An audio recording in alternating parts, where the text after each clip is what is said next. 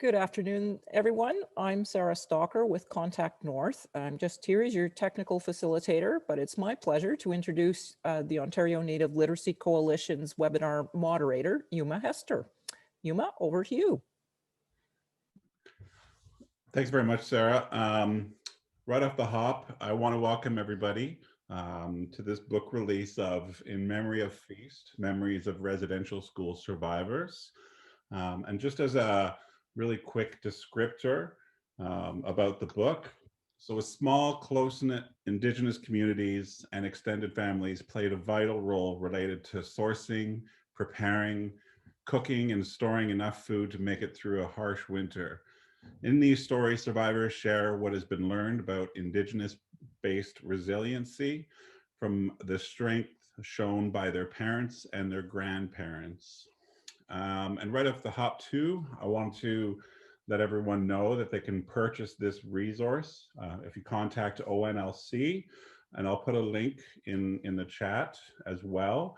And it's available on Good Minds, and that's a paperback edition. So again, thank you, Sarah. Thanks to ONLC for putting this on. I wanted to welcome all of the participants that have joined us, taking the time out of your busy day. And so whether this is your first time or you've been to one of these ONLC events before, welcome. Generally, we save our questions till the end of the presentation, and I think we're going to do that again here today. But if you have a burning question, please feel free to throw it in the comment section, and I'll try to ensure that all the questions get facilitated at the end of the presentation. So my name is Yuma Hester, and my mother's side of the family is from Neashingming, Cape Croker, and my father's side of the family is from Moose Factory by way of Waskaganish, so the Quebec side. And I have been given the opportunity to sit and be a part of these webinars and these teachings and just have these wonderful conversations with exceptional people like the people that you're going to hear today. And I'm really, really grateful for that.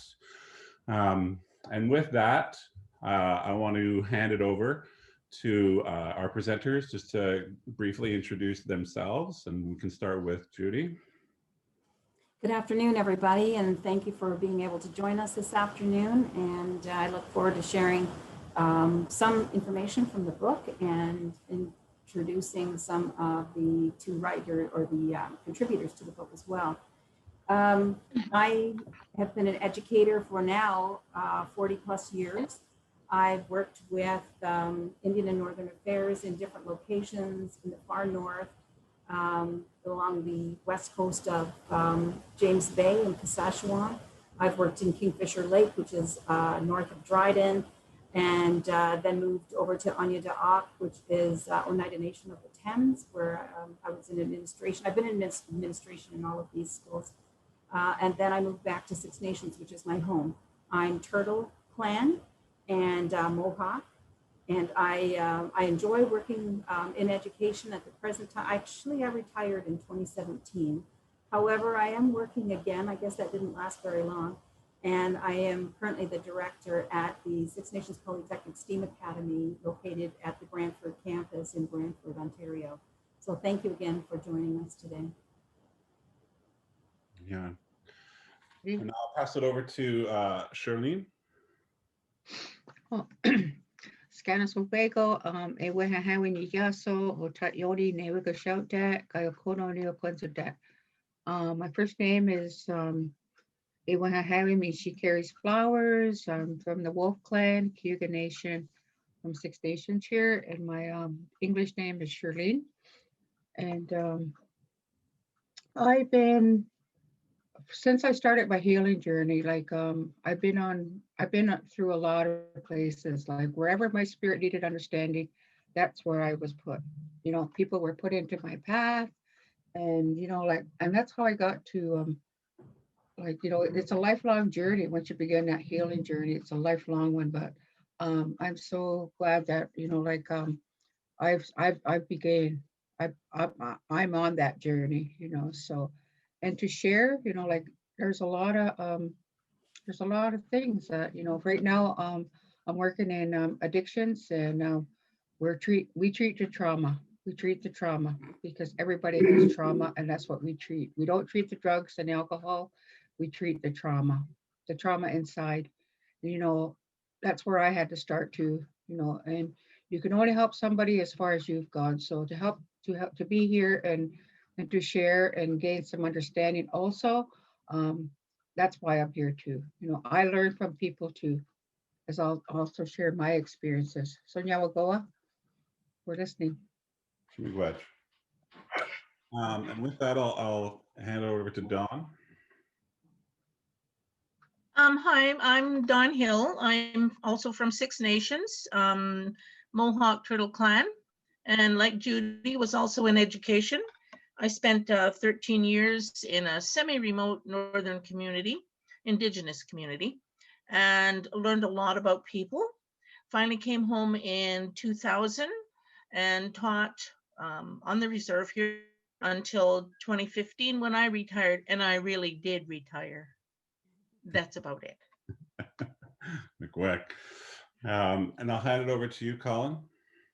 Thank you very much, Yuma. First of all, I just want to say thank you very much for having me. I want to thank Michelle Davis for introducing me to this fine event, and thank you to all the other presenters. It's certainly an honor to be here. I'm Dr. Colin Elkin. I am a chiropractor. I've been in practice now for nearly 30 years with my wife here in Brantford, Ontario. I'm originally from Brantford. So it's kind of interesting because we started our journey out of chiropractic college, and Kim and I built our practice based on trying to help people to establish a different mindset of healing from a sickness mentality that we were all brought up with, and myself included, in a medically based family where we got sick and we looked for an answer for that sickness, into more of a mindset of a healing community. And so that's one thing we practice in our practice, is we want to do everything we can possibly do to help people change their mindset into healing, promoting better function obviously through regular chiropractic care to enhance the efficacy of our nervous system in healing, but really primarily in nutrition as well. And that's one thing we're going to talk about a lot today, to establish a great nutritional foundation.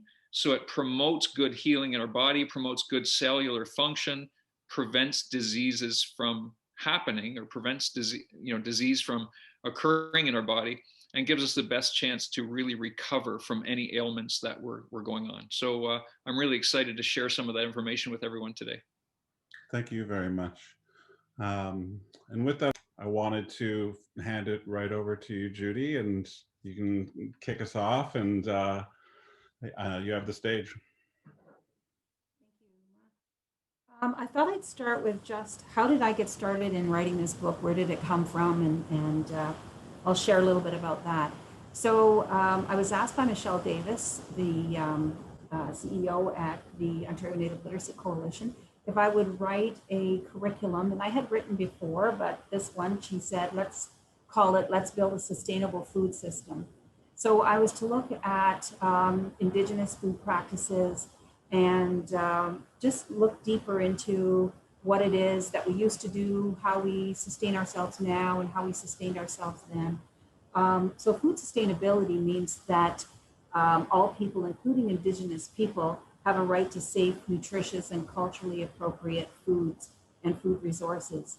And so when I got thinking about that, it kind of sparked something in me, thinking I wanted to look back at how did the residential school system affect that food sustainability in some of our families who had attended there. When we look at the foods, these are natural foods. These are foods that nourished our families for hundreds of years. And so I went with that mindset into doing a little bit of research. This book is actually the fourth book that I wrote in relation to this curriculum. So I'll just also give a little bit of a background for some of the listeners if they're not sure of what is a residential school all about and how that got started. So residential schools were federally operated under the Department of Indian and Northern Affairs. And the goal was to assimilate Indigenous children into the mainstream system, eliminating their languages, their culture, their traditions, forcing them to speak English. And it was generally forcefully done. There were some places where the police and Indian agents actually forced parents to take their children there or risk going to jail, that kind of thing. Some were more forceful than that, and I found these out by doing research and talking to different survivors, that the agents would come right to their house, count the number of kids, and say they're coming with me, and they would have police or Mounties with them, and then take the children. There were some communities where it was thought best that the residential school could take care of their young children, or if they struggled, or if there was alcohol dependency or something like that. Sometimes the Children's Aid Society would take them, and that was in the case of my husband. And it was as crazy as my husband had skates on. He was skating around a rink with two other friends. A car pulls up. He can remember that car. The man gets out and says, "Who's," he named him, "Who's Thomas Reuben?" And of course, as kids do, over there, that's him. And so he said, "You're coming with me." He grabbed him, put him in the back of the car. His sister, he noticed, was already in the car. So he took him to the residential school in Moose Factory with skates on and the clothes on his back. That's what they did. So it was not a pleasant time for many of these survivors. And it was very interesting to get into their stories and just, allow them to talk. The intent of the book was not to have them relive the sad part of their stories, because they all have those sad parts. Some of that did come through when I was interviewing and talking to them. But the book is meant to record stories, and their food stories before they went into residential school, while they were there, afterwards when they came out, and then we kind of ended a story with where are they now, kind of thing, and what are they doing now. And so both Dawn and Charlene will be sharing that. So traditional food practices and foods such as hunting, fishing, trapping, gathering, all of these were talked about when I was interviewing. No matter where the families lived, whether it was in far northern Ontario or down here in southern Ontario, the families, and none of them were wealthy. A lot of the families, you would say, were very poor, but they had enough food, or they found a way to feed their children. Stories such as from Blanche, she shares that she was raised by her grandmother, and she said, "I remember being 4, standing on a chair and rolling out dough, and her grandma was telling her what to do and how to make scones." She was doing that. She said that they had a garden. Living in southern Ontario, it was easier to have a garden, and they would take some of their produce and go down to the farmer down the road, and they would get eggs. So there was almost a sharing, a bartering type system that they used as well. In the far north, there was a lot of hunting, fishing, trapping happening within the families, and that was how they survived. One of the participants, Andrew, said that his dad was a guide for non-Indigenous hunters who came in. He lived in Moose River at the time, and they would go out hunting. Just as a gesture, the hunters would give his father what probably they didn't want, and he would bring that home. Andrew recalled that his dad, it was the leg, almost like you'd say from the knee down to the hoof, and his dad took, put it in the fire, took all the hair off, cleaned it, washed it, and then threw it on an open fire outside. And Andrew had said that's one of the best things that he's ever eaten, and really it's bone marrow, and they would suck that out. He recalls that he doesn't remember anybody being like really, really sick ever. Another survivor told me that her mother would cook fish head soup, and she would make them drink that prior to coming into the winter season and through the winter season. And she said they never got sick. So there were a lot of old recipes also, and ways to keep healthy, and it all had to do with traditional food practices. It was interesting because as I went through, I asked survivors, what was your role before going into residential school? How did you help with food preparation? Some of them said that they had to do food prep beside their mother. Some of them said that their job was to watch. They knew that, you know, as young kids, their job was to watch, and that's how they learned these things. Others said, a couple of the guys said, my job was to carry wood. I had to put wood by the outside fire, because some of them cooked outside and cooked inside. And he said that he had to split the wood, pile it up, and that's what he did for food prep. Some of them had to, or went fishing with their fathers, and they learned how to clean fish. I was talking to one survivor from the north, and he recalls it. He said, I bet you I was 6 years old standing there. He has this visual of cleaning fish or cleaning meat. And he said, they gave me a knife. You know, they trusted me to watch and to copy and to do what they were doing. And so I don't know, you know, we take a lot of precautions in not giving our little ones knives, but that's what they did, and that's how they learned. Now, one of the terrible things is when students were taken into residential school, and some of them were there for 10 plus years, or even, you know, being away 3+ years, they lost a lot of that nurturing. And what I found out and what I was told is that they struggled with, when they did return, how to teach their own children some of these skills. They didn't remember. They didn't know how to do that.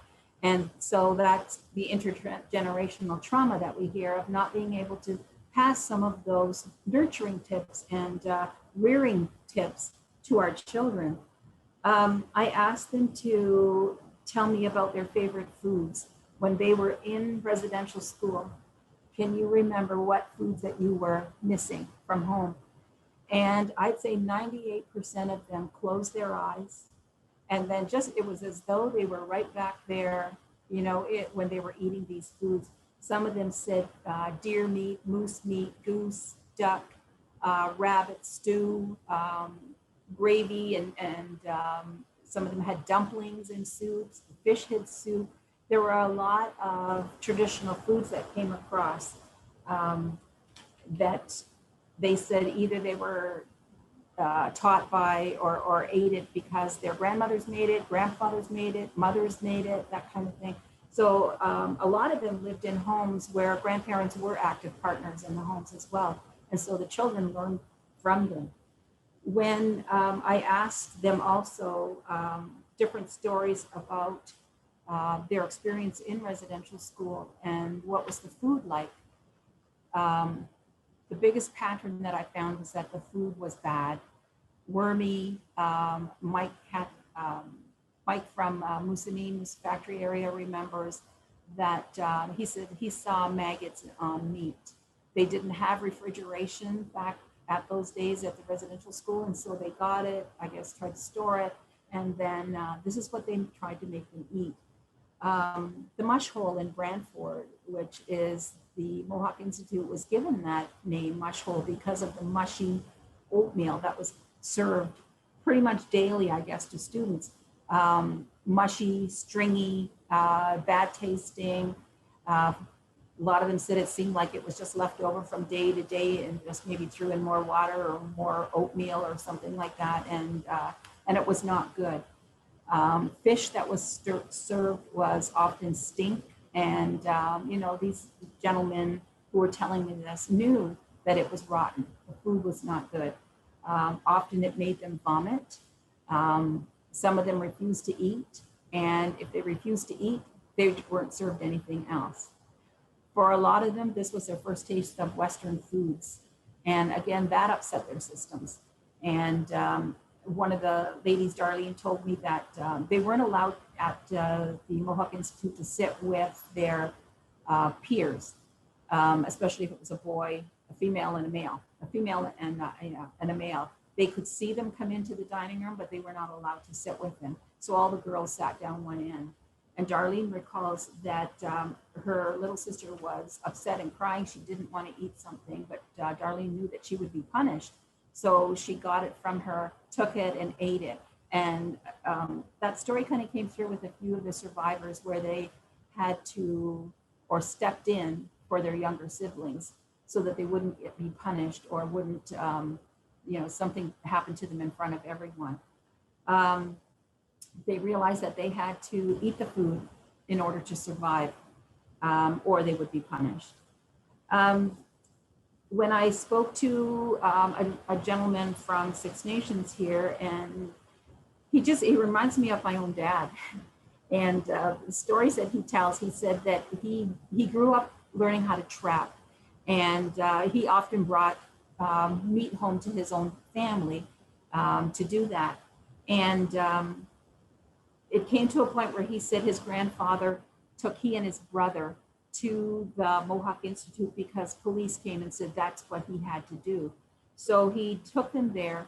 On the very first day, he said another boy showed them around, and John decided, he and his brother, nope, we're not staying, we're leaving. And that was the first of, he said, 30 plus times that he ran away from the Mohawk Institute. When he was caught, they would bring him back and he'd be punished. They put him, under a stairwell. There's like a little room under a stairwell, and at the Mohawk Institute, they had a door on that little closet or whatever it was. And he would be put in there in the dark, and he'd have to stay in there. The first time it was like one over the night, one day. And then as he ran away more, they kept him in there for longer than that. They didn't feed him. And he said, my buddy brought a slice of bread and slid it under the door. And that's what John had to eat. So I heard stories of not happy times at all. I think Shirlene will share different as the years went on, and Shirlene was actually there when the residential school closed that she was in, and things were changing at that time. But I know Don will also share that when she was there, things were a lot like what I was mentioning. And these stories that I gathered were from Quebec, from Southern Ontario, Northern Ontario, from Manitoba, and it just seemed like there was so much commonality, so much patterns that came out and came through their stories about the unpleasantness of being at residential school and the way that they were not allowed to eat traditional foods. And so that's a sad part of the stories that I gathered. And so if you're interested in getting the book, you'll be entertained by 20 stories. I was able to interview 20 survivors for this book. I kind of went, like I said, went through the commonality of questions for each of them, but their stories are very unique, except you'll see the patterns come through as you read the stories. So if you do get an opportunity to get the book and read it, I think that you'll really enjoy that. Thank you very much, Judy. It was brilliant, just the stash of the book and what people can expect to read.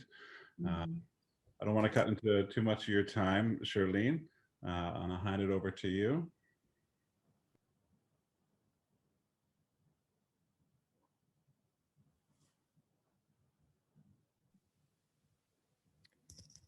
Shirlene, if you click the microphone icon at the bottom of the screen. Thank you. Yeah, I was just taking this time. I was stalling.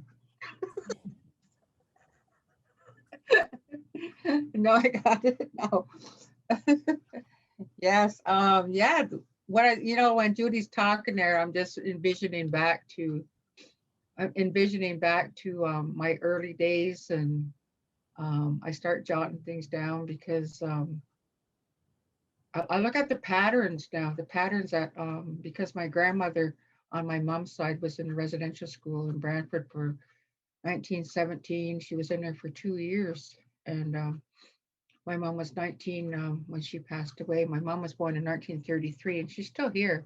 She's going to be 88 in October. But I was just enjoying a lunch made by her a while ago too. She cooks big and I get leftovers. So yeah, and I was just when Judy was talking about that, yeah, I just went back to when I was first born. I was raised in a longhouse, like by longhouse. My dad and his family went to longhouse and that, so I was raised through the longhouse ceremonies and that. So yeah, I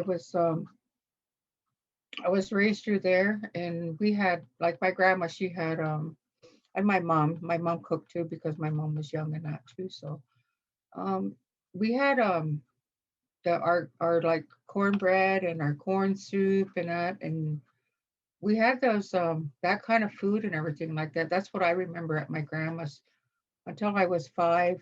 My mom and dad split up, and we came up to, well, we have different ends of the reserve, so I'm up at the upper end here now. So, and I was I was way down there on 5th line. So and so when I got up here, I didn't go to Longhouse anymore. So because my mom and dad had split up. So um, I remember my mom, she always had gardens. So she always had gardens, even if they were just a little. She made one where, like wherever we moved to, she made a garden. And it always had the lettuce and carrots and that and cucumbers and potatoes. And that was all for a meal on hand because I was being raised in a log house and we never had no electricity, and it was wood stove, a coil oil lamp, and we had to go across the road to get water from a well. And but in the big cook stove, the wood stove there, we had a reservoir there where we had hot water so to help us. And the log house only had 2 rooms downstairs and one big one upstairs. So and by then there was me, and I had 2 brothers and a sister, and then a younger brother. And my mom would always because her mother was raised in a residential school. You went to school half a day and you worked half a day. So um, it only went up to grade 6 then. So that was what my grandma did to my mom too. And my mom wasn't raised on a reserve. She was raised in Jordan Station. And that's where a lot of them went to for the work on in the fields, like the orchards and that. So yeah, she was put there, and then my mom went to school there. Her school is still there, Jordan Station, and but it has extensions on it. But I take my mom back there, and she tells me things, and that's how I got to understand her why she brought us up the way she did. But when she was 12 years old, and there was vineyards around there, and she was 12 years old, she had to quit school because that's what happened to her mom. So being the oldest, she had to quit school there, and she had to go work in the orchards. She worked for Jordan Winery, in the vineyards for when she was 12 years old. And she says she got paid 25 cents a day, like and she was getting she was getting women's wages. She said not kids' wages, she was getting women's wages because she was a real good worker. So in the working in the orchards and everything, my grandma was still home. She had there was 4 of them at home yet. So my mom was the oldest, and my grandma used to can, like she used to do the cherries and peaches and everything that was on from the local farms right there. So my grandma did all the canning stuff and that too for the winter time. And I don't know what they did in the winter time, but that was around the 1933, and that she was born, but that was around the Second World War too, the Second World War. And she was in that, and the Japanese she used to remember they had to knit sweaters and everything like that for the people in the armies and that, because the Japanese would come up on the shores and Vineland there, close to St. Catharines. So my mom, she shared these stories because those are her memories, and like, and she shared those, and I'm so glad that she did, because I got to understand, because my grandma was in, like, being in this pandemic now. My grandma was in the Spanish flu one. My mother was in the Second World War one, and here I am in this COVID one, and here we are, me and my mom, in this COVID one epidemic. So it's just like, or pandemic now, epidemic. but yeah, I just look at the patterns and how we had to survive, and what we did to eat and everything like that, what we did to live in the environments that we were in. So I just I look at those patterns and what we did. And then when my mom eventually got settled up here, like over into the log house, I'm only 2 doors over. I bought my property only 2 doors over, so I have good memories of that, the log house and everything around it. And having to melt snow in the reservoir so that we have hot water, and like, and my mom had to use one of those cheesecloths to drain the water to get the bugs out, the whatever, I don't know what those things were, but those squiggly things out, and that was for our bath water and everything. So yeah, she's we come through a lot, like through the gardens, the potatoes, like potatoes, lettuce, tomatoes, and strawberries. We'd go picking strawberries, and she would can all that stuff up, and but we had fresh salads and everything. And that's what she did. We also had deer, like deer meat and everything, and she made rabbit soup and but rabbit stew. But like, as an adult now, I won't eat those things, but I had to when I was younger. But we survived, and it wasn't a lot of, there wasn't a lot of pasta, like there wasn't no pasta. So that's what we had to live on. We did have, she grew potatoes and we dug them up, and that's what we had, boiled potatoes, or I don't remember French fries or anything. So, but that was my thing. And we had to go gather hickory nuts in the fall, so that we would have something to eat, like, something to eat in the wintertime. Then we would just smash the hickory nuts out and take the meat out of them. So that's what we did too. And she did a lot of canning. That was through my childhood. Then my mom did a lot of canning too, and which helped. And then there was a cellar, like I don't know what kind it was. It was not really a cellar, just a dark hole underneath underneath the log house there. Then that's where she stored the canning in there. So that's how it was preserved there. We made corn soup because they lied the corn because of the ashes from the wood stove. So the lied corn, they had a grinder to make the cornbread too. Like, so they did cornbread, and my mom did cornbread, and then she did horseradish out of there. Was some wild things that she knew.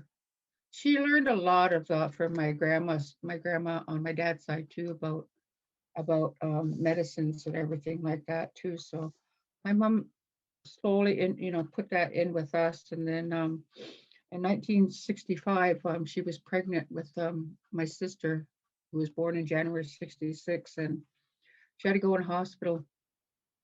So we were put in there was 5 of us, and we were put in foster care here.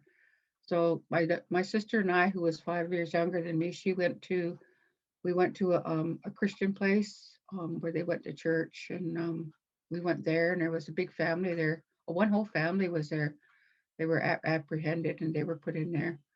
And my 3 brothers, I just had a baby brother too, and they were taken into another foster home just on the next road here on Mohawk Road. And but we never got to see them, never got to go see my mom. She was in a hospital for a long time. And I remember we had a driver to drive us to school. And yeah, we never got to see my mom until she had baby, and then she come home in January 1966 when my sister was born, and she come home, and we came back. And then when we came back, because of the log house was so cold, my baby brother, he never came home. He became Crown Ward, because Children's Aid was involved in. So in September 66, in the fall there, 4 of us were taken to residential school. And Mr. Moore said to her that you probably can better take care of this baby, the one baby that you have now, and while all the rest of us were going to residential school for 1 year, just for 10 months. That's it. So that's what happened. And while we were gone, she moved into a house with hydro and that down there. But she was still doing gardens and everything. So yeah. And so while I was in a residential school, my time was different in 1966. And my time was different there. I just put our breakfast because yeah, so I know Don and I never got to eat like me what I did. But my breakfast consisted of cold cereal sometime, always with a toast and orange juice or milk. Milk was powdered milk that was made in a big thing and it was put in a chiller at nighttime. So we had that, and it was always had toast because I worked in the kitchen later on, and I made the toast, so a great big thing there, and forgot the things, and it would go around and make the toast because we had to feed like about 150 children, right, and plus the staff too. The staff ate different from us, and but boys on one side and girls on the other, so we were separated again. Like I started my separation from my mom and dad, and then that separation, and I look at the abandonment issues and everything, and then being separated from my brothers in foster care, separated at residential school. And like to this day, I'm not close to my family. I'm not, and that was over 50 years ago. It closed, but I only started healing 20 years ago, just 20. I started saying, okay, I was in that residential school because I had shame and guilt. When you have a shame and guilt, you don't want to say because you put it on. Oh, I was bad. I should have went to school. Why we got taken away. So I blame myself. But after oh, we had soup because we would go to school, walk to school. There was a school right next door. So we walked over there and and at lunchtime we came back. We had soup and sandwiches or some kind of, like some kind of light something in for lunch, where we all did in the dining room again. And then supper time was meat, potatoes, and veggies. And that's what my mom she fed us too. She always fed us meat, potatoes, and veggies. And we had the same thing like the supper, and we had fresh fruit and everything. So we had snacks at night. Sometimes we would get cookies, at nighttime. So I was there from when I was 10 years old. I turned 11 there. And then I went back in grade 7 and grade 8 because I didn't like my home life. It was domestic violence and that, and I didn't like seeing my mom get beat up all the time. And there was drinking there, and just scary, just living in fear at home. So me and my sister went back, but my two brothers didn't go back. I went back when it closed, and I was in grade 8 when I graduated grade 8 when it closed. So, and yeah, so not too long after that, 6 years after, I met my husband in Waterford High School. He was non-native, and then when I married him, I lost my status. So he come from a big family too. And then when at home also we had my mom bought chickens and we had eggs from there too. But I didn't eat them. I didn't eat the chickens because I had to feed them, So I still don't eat chicken today, And I don't. If their eggs are brown, I don't know. If they're brown, I'll say no. But if they're already cooked or something and they're brown, I eat them. But yeah. So all that was. It's long. It's different. So, but anyways, I'm going to come up to when I raised my children and when I was married, I lost my status and everything, and we had 3 kids, and we were raised them in the city in Hamilton there. But my ex, he always made a garden too. He always had a garden, so we had that garden there too. But and him and I were starting to. We did some plums and we did some strawberries. We jarred those and everything, and then it got down to when I went to work. So I was able to stay home when I went to work, and we're just too busy, and we kept our kids in sports. So that was that. Then after that, that's when I got into the fast food. bought a microwave so my kids could have, you know, like they use the microwave to warm something up for them by the time I got home from work. And yeah, so that changed then when I started work. Our diets and everything all changed then. And but you know, like we don't like, you know, like we were never chubby or anything like that, you know. Because we were always busy. We were always busy outside. We go outside here, our physical activity, we went outside here. We came back in when it was dark, you know. It's it was dark and we would come back in and mom, she would know where we were. We didn't go very far, but yeah, she would know. And so we did that in my marriage and everything. We had big gardens and everything, but I didn't bring back the wildlife, you know, because I didn't want to cook it and I didn't want to eat it. So, so that was that. And then for now home, I'm divorced now and I'm back here on the res. I have plots of garden out there. I have my daughter. She she does gardens and mounds like the corn, beans, and squash all together, like in mounds. And she's going back to the traditional ways. When she gets the white corn, she puts it in that apple, May apple. She wraps it in there first and everything. So she's going back to the old stuff and everything. I just got little plots out there now because I was a workaholic and but since this COVID and we've been home, I've really taken pride into my garden or what I use right away. I don't can because I don't want to. So, but it's done now, you know, like done and but yeah, so all that I have natural medicines here like the white pine and the cedar and the juniper berries and I have all that stuff here. Morels come up, puffballs come up, and my daughter is a registered dietitian. So my baby girl, she's a registered dietitian. So she takes all that stuff and like the puffballs and she'll dry it out and make powder out of it. And she'll dry the morels too. And we use the white pine and for to boil up for our colds and everything like that. And also like vaporize the house and everything too.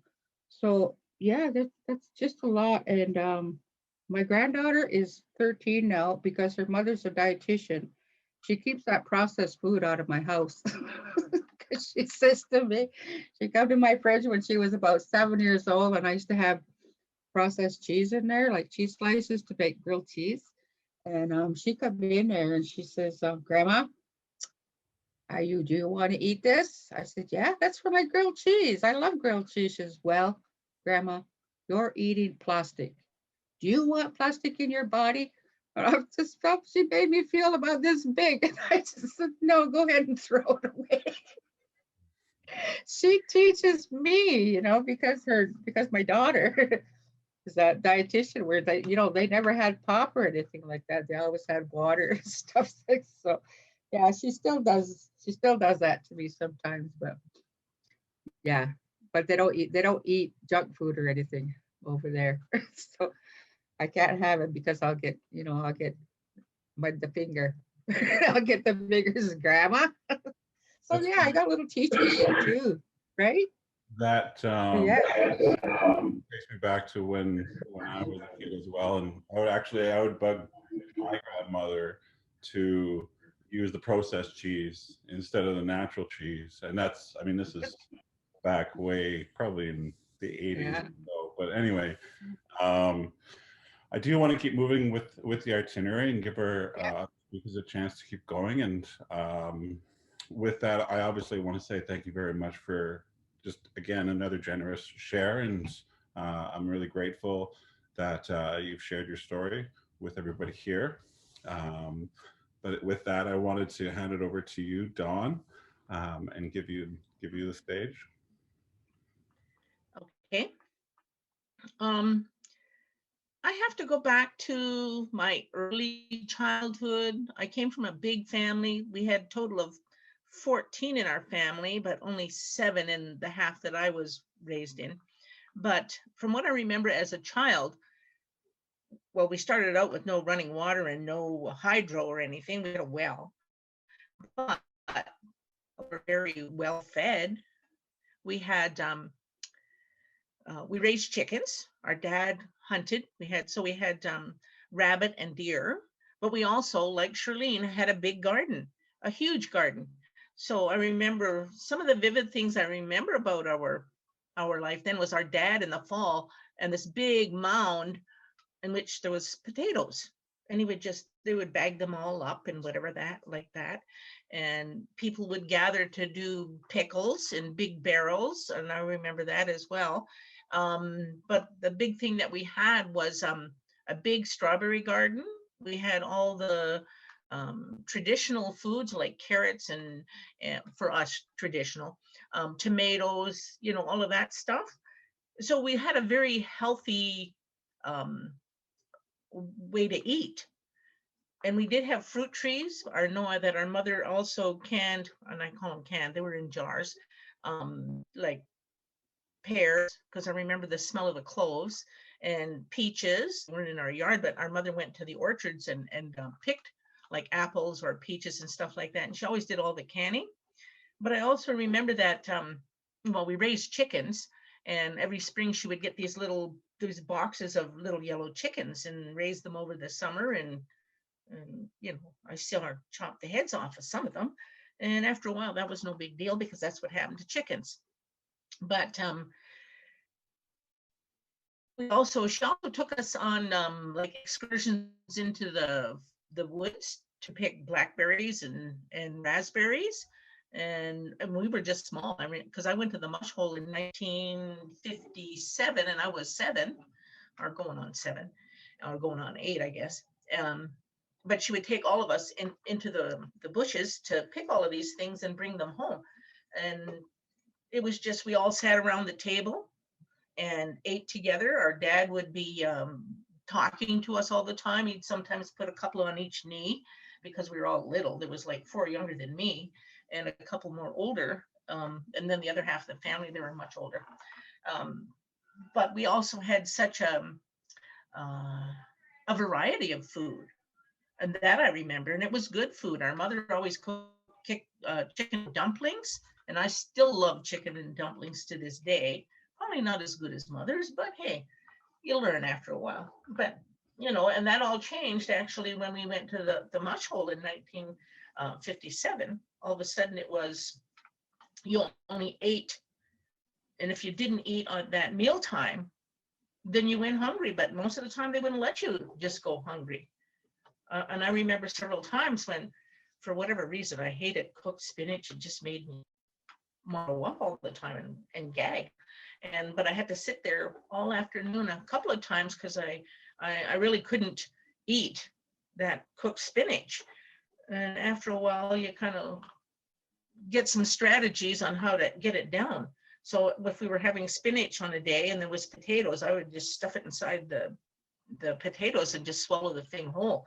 So I wouldn't have to sit there. The other action was we had metal cups, so you could hide things in the cup. So you'd stuff all your spinach inside the cup and turn it over so nobody'd know it was there. But that didn't last very long either because they caught on to that and wanted to know who was doing that.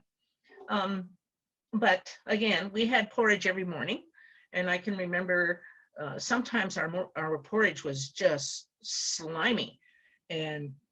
But if you're hungry, you're going to eat it. And most of the time we did. Or sometimes some kids would say, can I have your bread? I'll give you this. Or, we'd swap back and forth because not everybody liked the same things.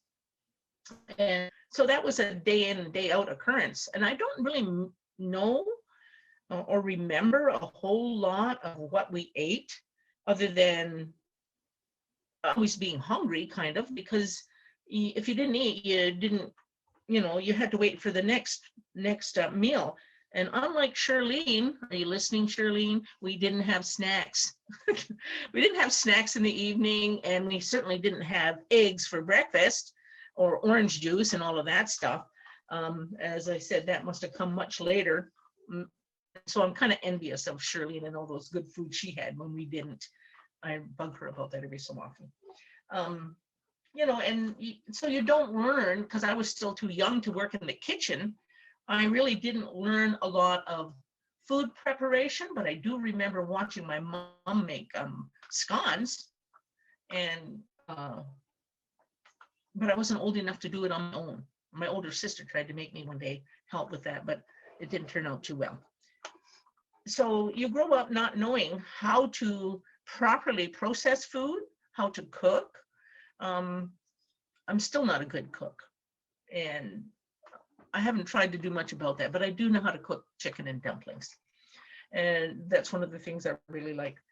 It was kind of jumping ahead, like once I left a residential school, we went to a foster home, and they did try to teach us some things about cooking, but it was more like, you do this, you do that. Not really so much explaining why you should do that or really making us do anything.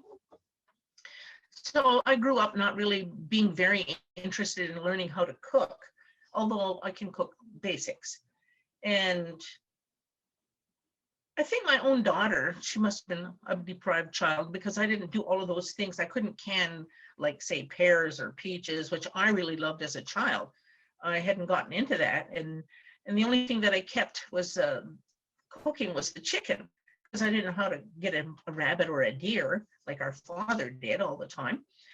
So those things leave you. You don't have that in your background anymore. But I know that when I went up north, we had a lot of fish. I just loved fresh fish from up north. And that was as an older person. I had learned to fish, and I didn't do any hunting. That was not my style. But I know a lot of people in the community hunted moose and stuff. So we had a lot of moose. And I think I like that better than roast beef. It's got a cleaner taste and less fat. And so I got really attached to eating moose. I loved moose. And wild rice, they often shared around the community. So if people had something, they would share, like rabbits or moose. And I have to tell you, one time we were visiting a neighbor down the road, and my friend said, let's go down and visit this other couple. And so we went there, and they said, oh, we're having one of our favorite meals. And my partner said, well, look in the pot. And so I looked in the pot, and there was a great big moose nose cooking. And I go, I didn't want to be rude. I said, I'm not eating that. I'm not touching that. So they said, well, just try a piece. If you don't like it, no big deal. I mean, you could see the little hairs on the moose's nose, but in the pot and whatever. And I'm going, this is going to be awful. And yet it wasn't.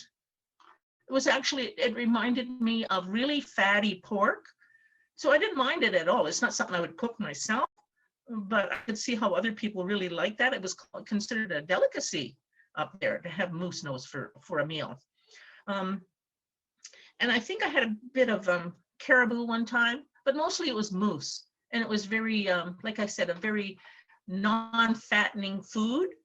But up there, I didn't think I had to buy my vegetables all the time because the weather wasn't really conducive to a big garden, although I did one year use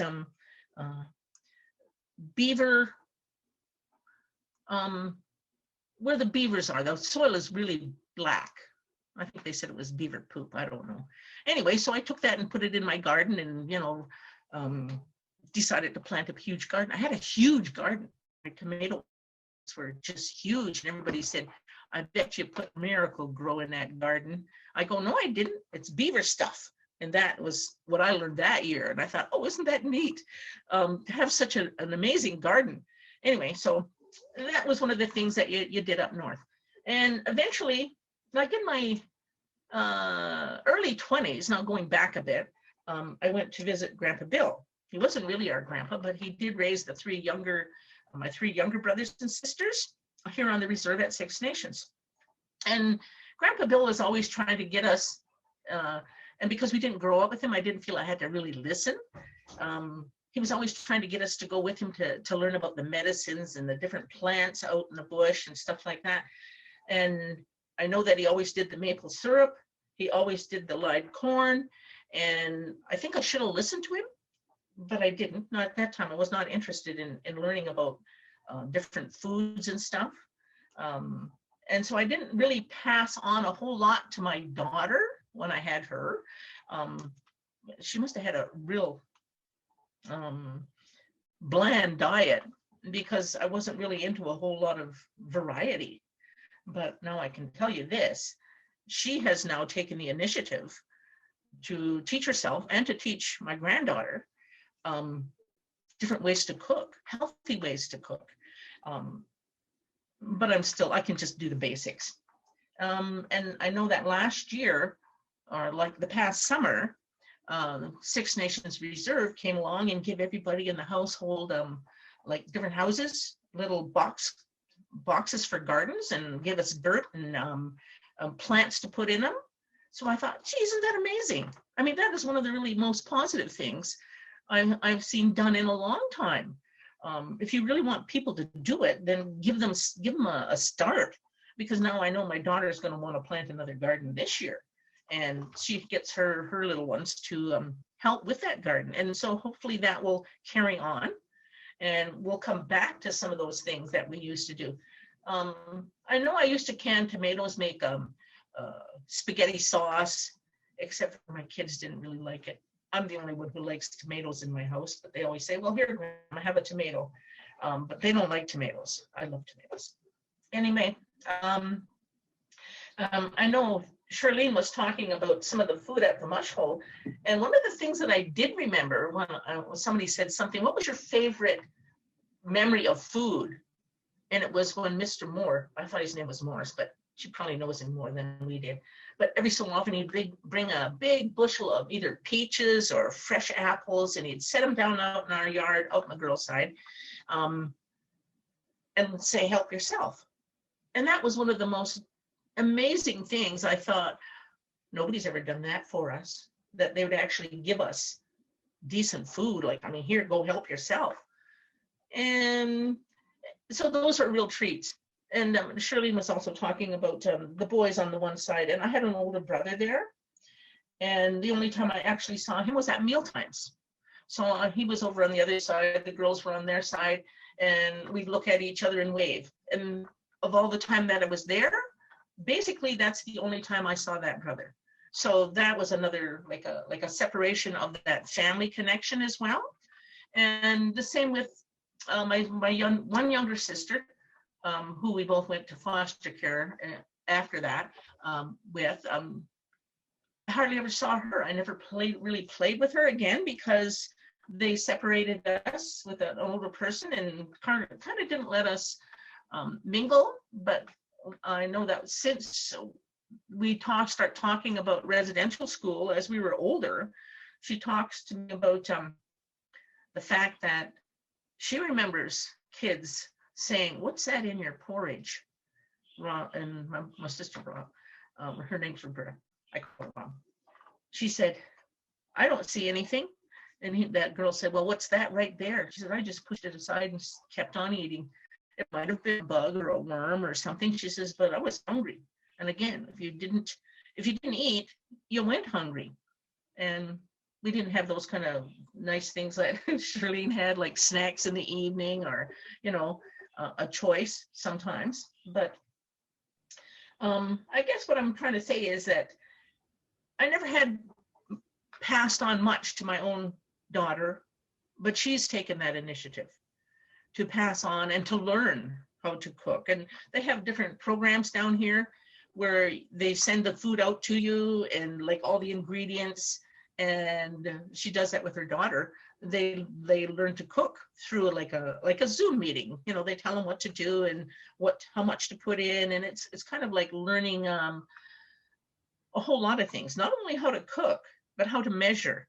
And so, because of this COVID-19 thing, and they're not in school, I thought, well, that's a really neat way to teach these kids, and they'd probably learn it a bit better because they have to use it all the time. And I guess that's basically all I really wanted to share was how it's been passed on, but not through my initiative. I really have to commend the reserve for helping out with that kind of stuff. Man. Thank you very much for that. I think to sort of touch upon that, I think when we had some of our conversations beforehand, you know, I think one of the really nice pieces that we really talked about was the knowledge exchange during not just the mealtime sit down, but like the prep time. You know, I remember, you know, my great grandmother showing me how to take apart a fish and how to fry it, and you know, like, and during that time, you know, she was telling me other stories. She was telling me, you know, giving me other like little tidbits to hold on to. Like that knowledge transfer time was super important, right? So I remember having that conversation in some of our side conversations. So thank you very much for sharing everything you have today as well. And with that, I wanted to hand it over to Dr. Colin Elkin and give you the stage, good sir. Well, thank you, Yuma. Appreciate that. So first of all, again, thank you. I'm so honored to be with everybody today. Little history. So I grew up in a family, mother, father, and one sister. And my mom, God bless her, she's passed away now, but she was a fantastic cook. In fact, so much so that I actually became kind of a chubby little kid. And I was actually very athletic. I played a lot of sports as a child, but I was actually a little chubby. And I remember getting teased as a younger child. Now, here's the interesting thing. I was adopted into the family. I was the product of a teenage pregnancy. My parents went to BCI here in Brantford, and I've eventually met them. But my mom was 17 when she had me, so I was put up for adoption. But the family I grew up with, my mom and dad, my adopted mom and dad, who were always my mom and dad, mom was a great cook, but every single meal we had, it was meat and potatoes and vegetables, but there was always tons of desserts and sweets and all kinds of goodies in our house. And I didn't know the difference. You know, back then when you're a kid, you migrate to the sweets and the sugar.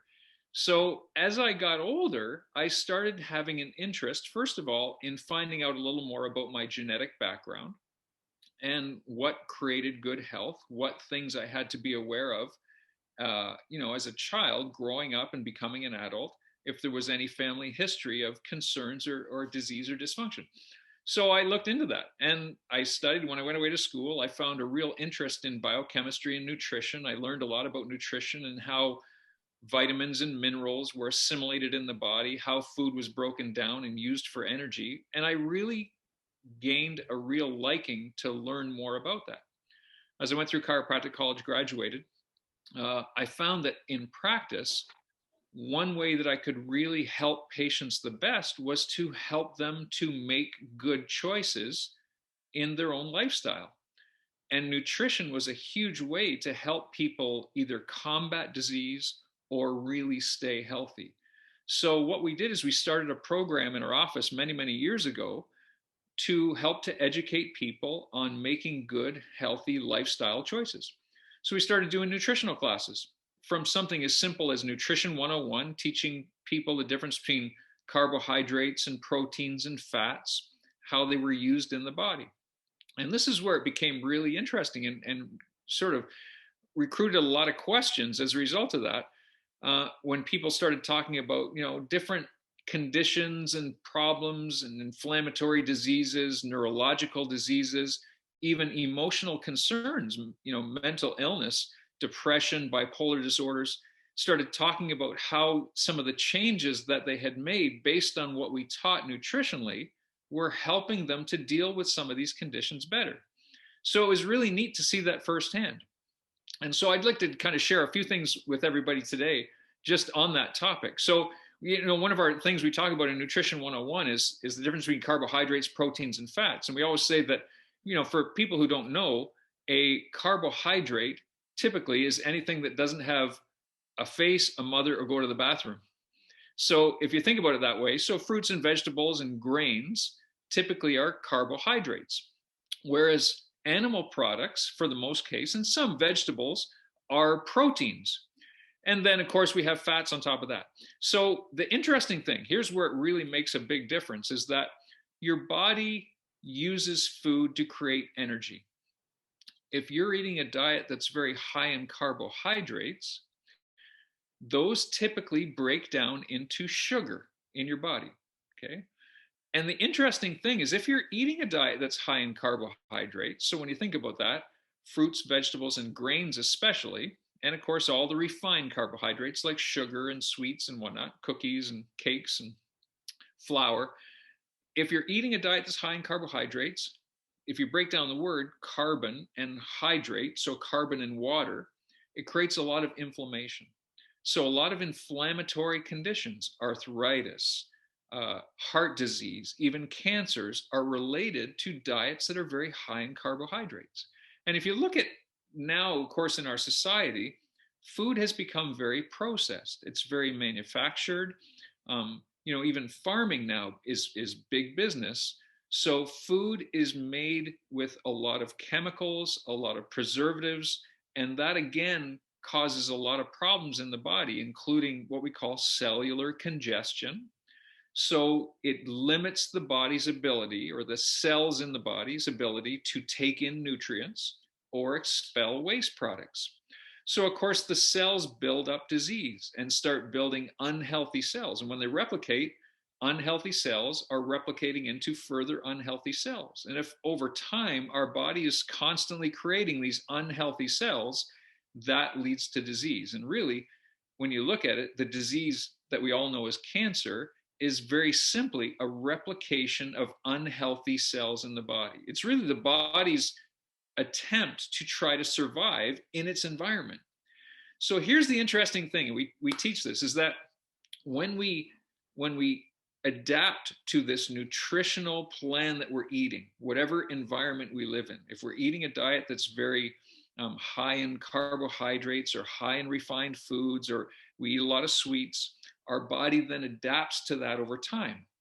So we create the cellular congestion, our bodies replace itself with these unhealthy cells, and eventually what happens is hormonally, and this is where the big thing happens, is that as we eat this diet that's high in carbohydrates, it creates a lot of stress on our what's called our pancreas, which is the organ that secretes insulin, and insulin is the hormone that counteracts the sugar. Okay, and this is where nutrition really has a huge influence lately on people's health and longevity, because if we can take the stress off of our pancreas, we really allow our body to start functioning more efficiently over time. So if we're eating a diet that's high in sugar, puts a lot of stress on our pancreas, we overload the body's production of insulin, which then creates this hormonal cascade. And if our insulin levels are going through the roof all the time because of all the sugar we're taking in, it affects our sexual hormones, so estrogen and testosterone. It affects our body's or our brain's ability to produce serotonin. And you've probably all heard of serotonin. That's the feel-good hormone in the brain. And for anybody who's suffered from depression or mental illness, emotional concerns, usually it's an effect on the levels of serotonin. When you go to the medical doctor and get an antidepressant, that's really affecting your serotonin levels. It stops the serotonin from breaking down. So it raises the serotonin levels in your body chemically to help you to feel better and feel less depressed. Well, if we go back and say, well, if we can look at our food or the types of food that we're eating and allow our body to start functioning better, take the stress off of our pancreas and allow that hormonal cascade to start to change, we can effectively allow our body to heal naturally through eating better. So one of the things we talk about is we help people. One of the big sort of really popular nutritional plans now, and you may have heard of this, of course, in media and on the internet, is what we call a paleo type of diet. And a paleo type of diet is from a Paleolithic era, and that's really based on hunters and gathering. So a lot of the, some of the presenters who have just been talking about eating a diet that's very natural. It's, from hunting, it's from gathering, from growing our own vegetables. And when we can start eating with that mentality and eating a diet that's based on hunting and gathering, we eliminate a lot of the processed and manufactured foods, especially those carbohydrates, those what we call high glycemic carbohydrates, which are going to stress our pancreas, get our sugar levels through the roof, and cause this bad hormonal cascade, which creates all these dysfunctional diseases that we all know somebody or are suffering from ourselves. So it's really kind of fun in the office when we can start, teaching people how to eat better, how to start making subtle changes in their diet to create this better hormonal state, create less cellular congestion so the cells can be healthier, and really start seeing some of these diseases take care of themselves. And what's really fun is the opportunity to actually work with some of the medical doctors of patients to help see some of these medications be lessened, including blood pressure medications, cholesterol medications, or even the need for antidepressants, which is so much fun to see people regaining their life as a result of that. So that's really become our passion in the office, is like I said at the beginning, is helping people obtain the lifestyle and live the life that they were created to live without all of these traumas and dysfunction and disease that's really limiting their potential.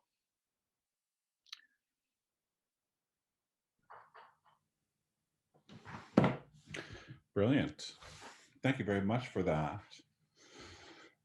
I have a little bit of experience with some food. I was trained in a community health education program, so I understand just a little bit about that. But it's wonderful how you link essentially getting back to the land, food sovereignty, like these ideas that can be real concepts, I feel like now, especially, so thank you very much for that. My pleasure. Yeah, we have just over 30 participants who have made it with us to this point. So thanks for sticking around. And we'll open it up to questions. So if you have any questions, feel free to just type them into the comments in the chat section, and we'll ask as many as we possibly can.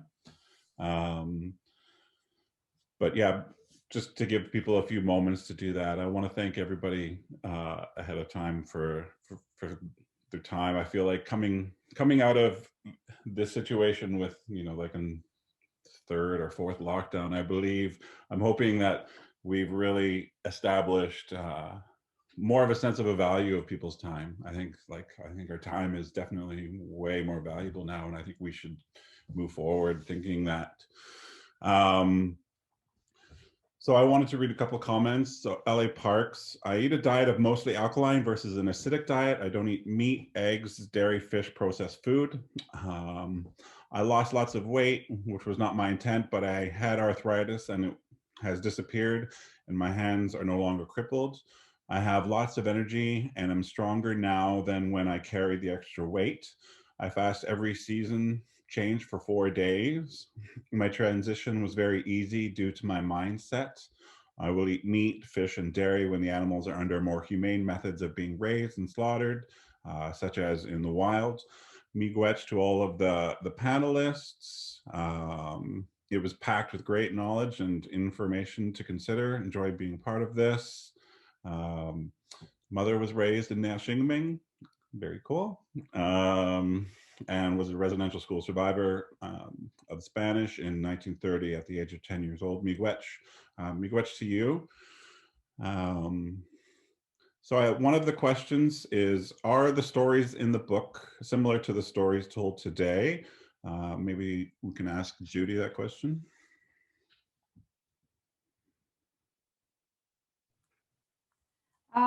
They are a little bit different. The stories are right from survivors themselves, and it chronicles just a little bit about their history, where they lived, how they sometimes went into residential school, but it's really focused on their foods. That was the whole point of the book, was to talk about the relationship, I guess, with food prior to going in, during, and then afterwards. I thought I would just read a small portion of something, and this is just what one of the survivors had told me. And it's actually my husband. Before going to residential school, Tom's favorite meal was boiled rabbit or fried moose meat served with rice and blood gravy. Tom's mother prepared the meals using both store-bought foods such as potatoes, onions, and rice, along with wild meat that his father brought home. Tom added, "Mum made bannock and tibalas to keep our stomachs full. Tibalas is made from a mixture of tea, oats or flour, and lard, and is made in a big teacup. And still to this day, a lot of hunters across Northern Ontario will take this tibalos with them or have it before they go out into like a blind and when they do goose hunting. And Uma, you're probably familiar with that. And they drink that so that they don't have to bring in a big picnic thing of lunch. It may not be the healthiest thing, but they learned that that's what helped them stay out in the blind or hunt all day. So it's stories, it's personal stories that were told to me by survivors. That's what the book comprises. Mm-hmm. And I guess, is that, to the follow-up question, is that how the book is organized? Yeah, I'll just show you the cover of the book. It looks like this, and I know the words are probably backwards, but it just chronicles different stories. There's an introduction, there's a foreword, and then there is a picture of each survivor and then their story on the other side. Some of the stories are just a couple pages long, and then there's a few stories that went for a few pages. But you'll get to hear some of their favorite foods prior to and afterwards. And it does make a difference where the survivors live. Like a lot of the survivors across Northern Ontario did talk about vegetables and meat. That was all that was their meal. There wasn't a lot of until later, they didn't have flour, to make things. And then bannock came, and some of it was almond flour. Some of it was like pounded almonds and things like that. But different than, what you might find in a store. But yeah, that's how their stories are organized. Excellent. Thanks for that. Mm-hmm. The next comment question comes from Monica. Both Dawn and Charlene said that it was their daughters who took the initiative to eat healthy again. And the question is, where do you think this comes from? And were they influenced by your experiences?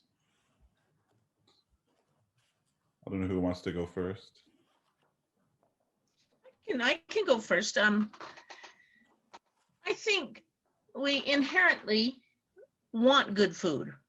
I know that when I have like a big salad, my whole body feels a whole lot better than if I had a cheeseburger, let's say. And I think because we kind of pass on some of that stuff to our siblings or our children or whatever, I think it's that make you feel good. That's what they, I guess they would dwell on as they're making food. That's my thinking about it, because it does make you feel good, makes you feel more healthy. You feel lighter having a salad rather than something heavy like that. That's my thinking about that. Absolutely. Thank you very much for that. Charlene, did you want to share anything? Yeah, I'll share. I think when I first had my children I had 76, 77, and 79. I just came out of residential school in June 1970. I raised my kids on routine, just the way I was, like 3 meals a day and everything.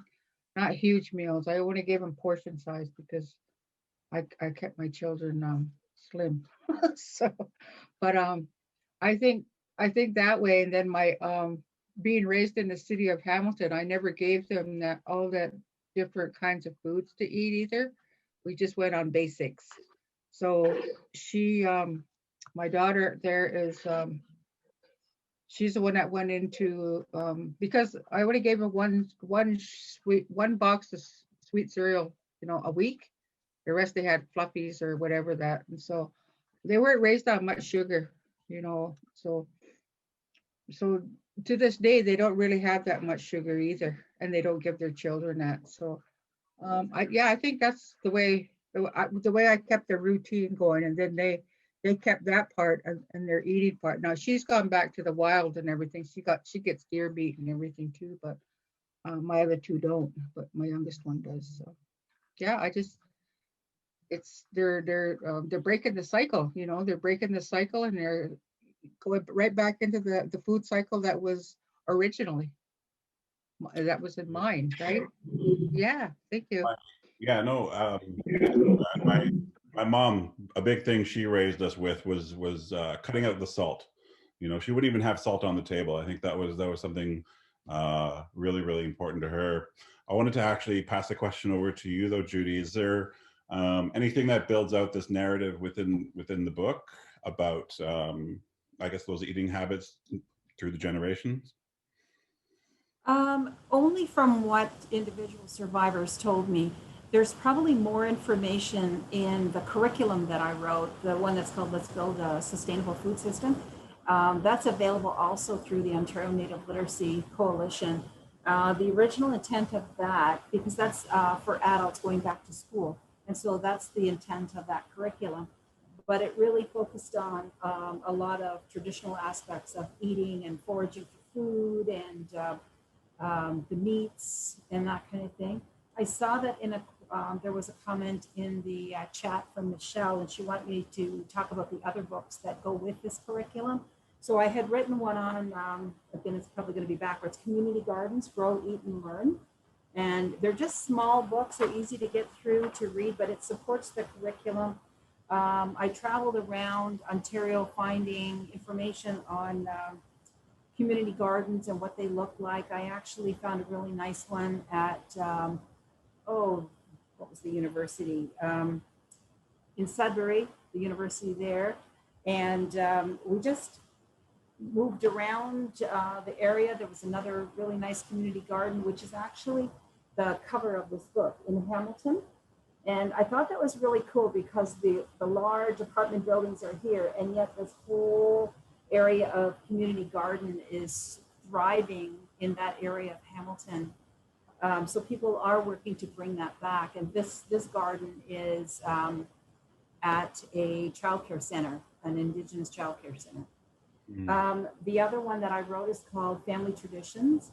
And this is based on, I lived in the North for 12 years. Of course, a young teacher went up North, and I spent 2 years in what was then called Sioux Lookout District, and then I transferred to James Bay District. And so I really enjoyed myself there and did a lot of outdoor activities, going on goose hunts and things like that, and fishing. And so this one kind of chronicles the story of what the fishing events look like in a family. And it talks about, there's pictures and things like that, but it talks about how fish was stored and smoked. Talks about the great big large sturgeons that if you put your hands out as far as you can reach, sometimes the sturgeon goes beyond your hands. That's how big the fish is up the river, the Albany River, where I was living. The third in that series is called Spring Goose Camp. And I just wanted to also recognize some of my friends from Saskatchewan who helped to contribute to the photography in this book, which is really amazing. And it looks at what happens during goose camps, spring goose camps, how every family has a part to play in that. And yeah, I think it's another great book that can be shared with any family or with kids, or if you're a teacher and you're teaching about different ways that food is harvested, then those are also great books to have. Brilliant. Thank you very much.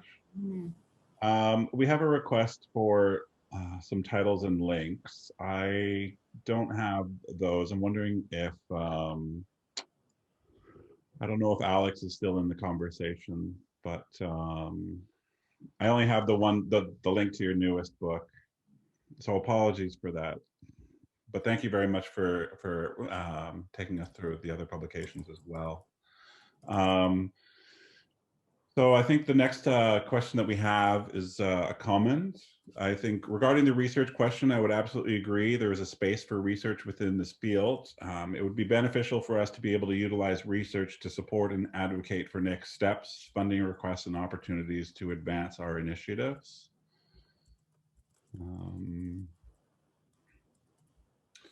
A few thank yous. Michelle writes, research is brilliant. I think it would be wonderful to have Dr. Collins' style of eating with a group of Indigenous people so we could pass on what I'm sure would demonstrate success as well. Our people were really very knowledgeable, and now our original diet has the name of Paleo. That's a terrific point. I did add the titles of the other 3 books as Thank you well very in the chat. Thank you very much.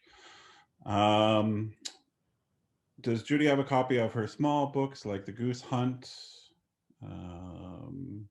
Thank you for sharing. Somebody's requested the curriculum. Yeah, I think if nobody has kind of any more questions, I'm going to ask a question of my own. I think that's, I definitely sort of take the opportunity to mine a little bit. So I think there's a little bit of a dialogue and a discussion about, and it goes underneath the food sovereignty umbrella, but I feel like there's a strong role, and Dr. Carrie Burrissa, like you mentioned it as well, within the youth, you know, like there's a strong role of advocacy within that, you know, like these aren't systems that the oppressor's system is going to willingly sort of hand over to us. We have to steal these rights back. And I'm wondering if anybody wants to speak to that, to like, how do we do that?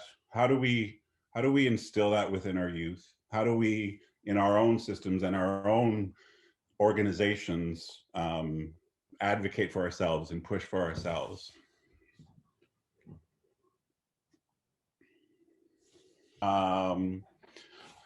So I don't want to, again, I'm coming back to this thing of time. I don't want to take up any more of your time. You've been very generous with it, and I really appreciate you sharing. But I do want to give everybody the opportunity just to sign off, and any last words that you wanted to share with all of the participants. Well, thanks, Yuma. I just want to say thanks to everybody, all the panelists, and it's been a truly sobering experience hearing some of the survivors' stories. And Michelle, thank you for a copy of the book. Reading through the book has been extremely enlightening. I had no idea what some of the resident school survivors had to go through. So I commend you all for your courage and your bravery getting through that. Hey, I just want to say that we are here for you. If anybody does want some help or you have any questions, I'm happy to speak with everybody individually. You're welcome to come into our office, have a tour. If you want to sit down and just talk about some of your own health concerns, we're happy to help you out there. And we have all kinds of different options for people. So we'd love to hear from you. We're at 160 Brant Ave in Brantford, and you can find us on the internet at elkinnaturalhealth.com, elkinnaturalhealth.com. So again, thanks to everybody. Certainly appreciate being involved. Go ahead. Don? Okay, yeah, I have a couple of things to say. Being a residential school survivor, we have started looking for funding and putting into place a memorial garden. And it's not really a memorial garden such as a memorial park, but within that park, we plan to have more traditional plants and trees and things like that.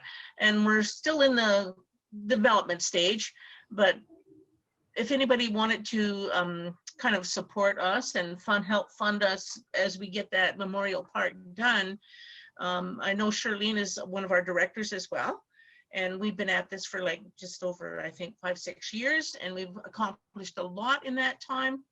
But we would really like to have people get on board with us. And as one of our members said, I'd really like to see this park done in my lifetime. And she is 84, 85 years old, and we would really like to have it done. We also want to have it done because of all those children from that were at the mush hole from 1835 around there till 1970 when Charlene was there. But also you can see our site at mohawkvillagememorialpark.com or mohawkvillagepark.com, and we have different things on that site. It's kind of like a little bit under construction right now because we're revamping it because of the COVID-19. We've had to do other different things, but I would really like to have people support us with that. and I'm sure the rest of our board do. And we're usually, most of us are residential school survivors or their descendants. And there's a few that are like, I shouldn't say just community members, because everybody in our community probably knows somebody or has a relative that went to residential school, the Mohawk Institute. So we'd really appreciate some help. That's it. Thank you. Okay. Charlene? I think your mic's off.